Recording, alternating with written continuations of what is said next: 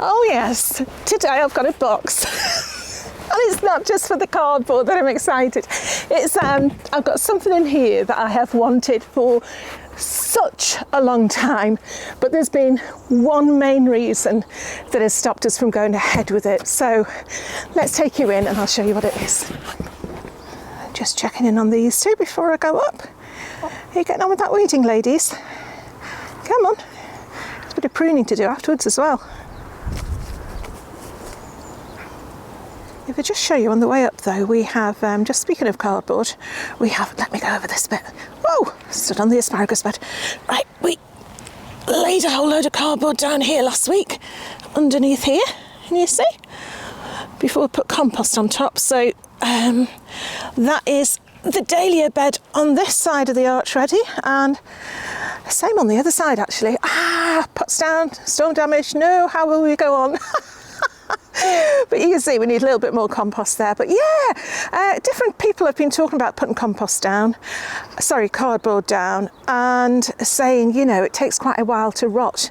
Top tip, put it in your water butt or somewhere to have a really, really good soaking before you lay it down, and it just speeds up the rotting down thing a little bit more. But yes, let's show you what's in the box. Yeah, so hopefully you can see there and there. These two sides of this arch last year were just gorgeous, just full of dahlias. And I know I go on and on and on about them, but they were beautiful. And just to have them in the centre of the plot, they really punctuated the centre. Right, okay, that's not showing you what's in the box though, is it? So on we go. We'll go up to the top and I'll open up. I can't tell you excited I am about this daft little thing. Look, it's, as I say, a little bit of a mess back here, but it will be useful. I'm standing in all the buddleia prunings now. Oh, the chickens are out. One sec.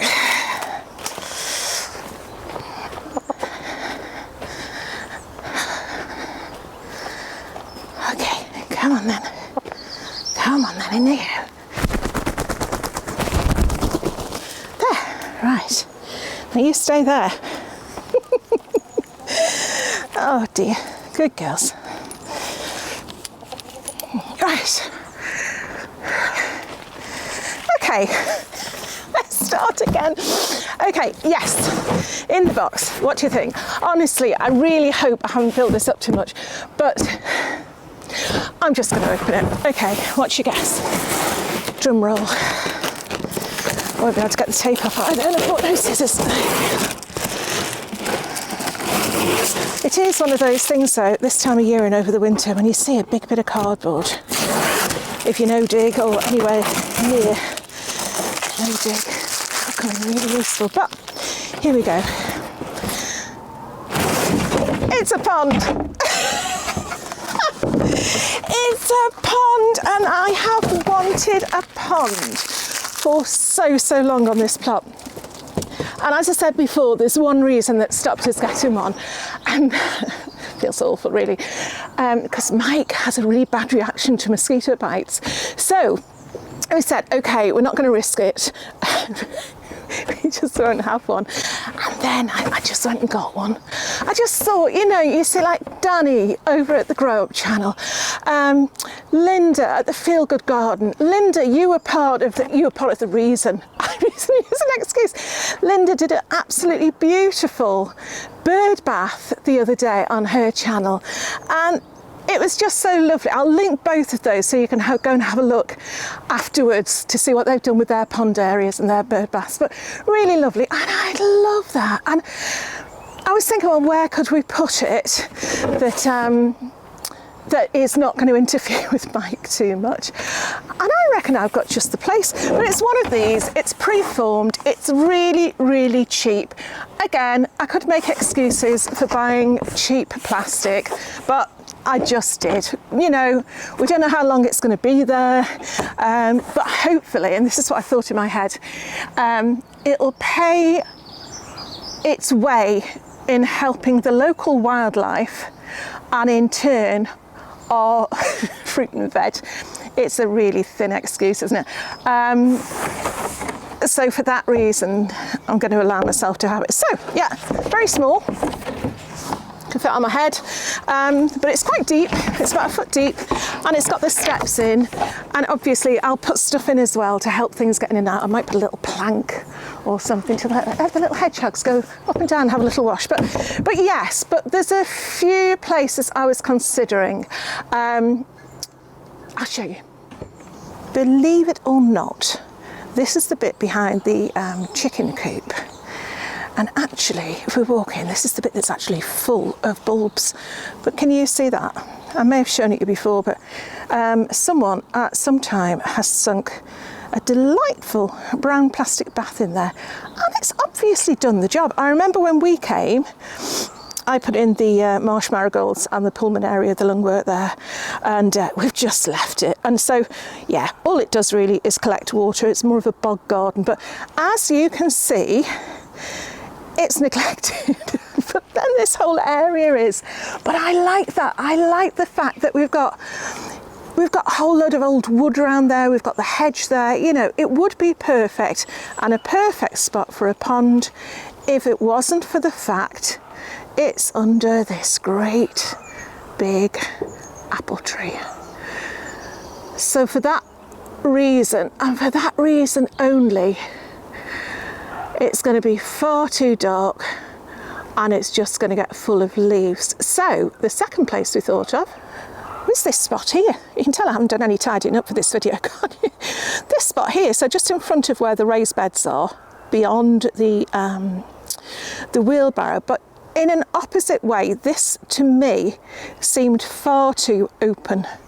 It gets an awful lot of sunlight, and there wouldn't really be anywhere. We've got the hedges to the side, but I would like somewhere where the creatures can get in and out without it being like an obvious spot for them. So the one we've finally decided on is this space here where our rhubarb currently is. So the reason I've chosen this space is it's a pretty dead space with regard to growing crops. We could make more of it, but it's been fine for the rhubarb and the odd raspberry plant, which I might transplant back in the fruit cage, but for another day. We're at the back of the polytunnel, and it's actually, we sit there, this strip here is just full of gorgeous, tall, wildlife friendly flowers. And then we've got, I don't know if you can pick that up on the camera, but we've got a little fence here. It was just a pallet that we opened up, pallet collar that we opened up down there. And then we've got this bit here. So you can tell I'm trying to think and talk at the same time, can't you? It doesn't always work. But yeah, so what we've got to do is clear this space. As I say, it's only a small pond, but I think we can plant it up. It's far enough away from where Mike could be sitting, so if there is a mozzie problem, you know, we'll be able to keep on top of it. But yeah, let's have a close look and see what we're going to do first. You know, this is going to be one of those jobs, isn't it, that turns into just a nightmare. Is get this pallet collar up, but to do that we've actually hammered these in really, really strongly to try and keep it secure. But I'm just going to try and lift it, okay, with this diddy diny border spade. Okay, that's not too bad. Okay, one bit done. Round to the corner of broken things. Right, okay, let's put this one over there.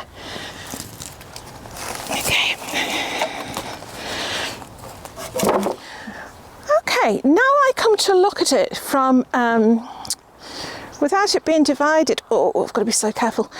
Actually, I don't think I am. I'm going to have to move the rhubarb because the roots of the rhubarb are there.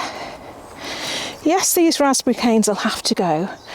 And then I've got a lovely spot just here. If I reach over, it's not very wide. So I think we're going to be able to just put that in there and slot the rhubarb. Everything else will just fit around it. So yeah, let's give it a go. So if it goes to there, yes. And if we get these raspberries out, I'll try and get them out. Yeah, which we need to anyway. That should be it.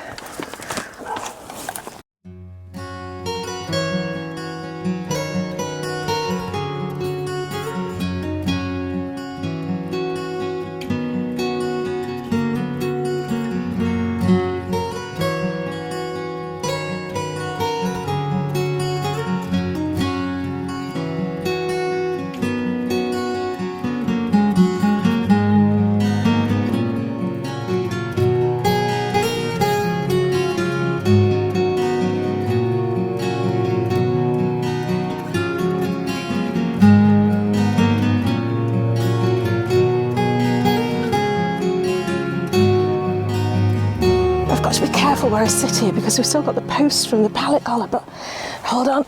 Oi! Go, go. There we are. I can't tell you how excited I am about this. Not just from the fact that we're going to be able to sit there. Mike can sit further away and I'm sure he won't get bitten by midges, he'll be fine. But yeah, not just to help the wildlife, but the fact that I'll be able to watch them. I'll just be able to sit there, have a cup of tea, hopefully watch things come in and out. I've just said to Mike, Rocky does like a quick dip when it gets too hot in the summer, so I don't think he'd fit, to be honest. But the other thing that I want to do with this, in my head now, all you can see is a bit of mud. In my head, this is lush and green. You can sort of see the pond through the planting, but also I've got my trail cam and I haven't yet set it up successfully. So I'm hoping that I'll have a little station somewhere around here that'll be able to keep an eye on what visits the pond while we're here and when we're not here, and we'll be able to have regular updates as to what else visits the garden. So, clearly not yet finished. There is still some soil to push under the sides, but my next step will be sorting the sides out, so planting up as far as I can. I've got way enough plants. I've got, like I said before, I've got the lungwort, I've got the marsh marigold, which I might put in the middle.